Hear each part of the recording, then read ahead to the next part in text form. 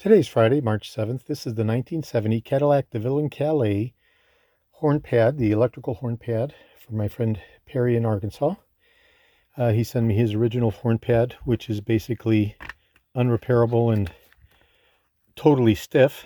1970 is the thinnest horn pad that General Motors ever developed.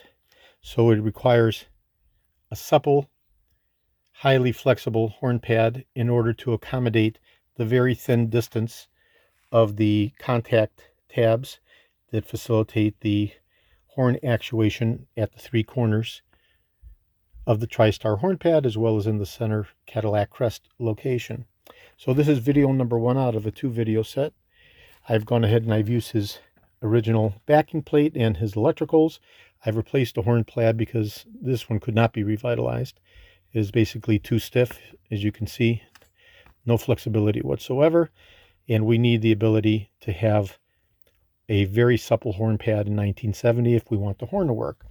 So the backing cover has been taken down to bare metal and climatized with a corrosion-resistant surface treatment and Galvalume, which facilitates electrical continuity while providing corrosion resistance, of which all the horn pads are very susceptible to. And in the second video, I'll go ahead and assemble the final embodiment with the electricals, and we'll do a functional validation test under power, confirming that all of the contact points of the horn pad at the tips of the TriStar and in the center actuate the horn. So this is George in Florida. I have over 375,000 original vintage parts from 1959 through 1976, all the way through 78 for the Eldorados.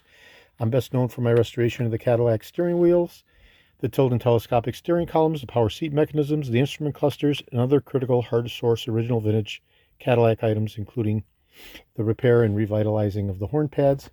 I'm also going to be sending him 2 very nice original vintage, fully intact rear sail panels for the interior courtesy light lenses.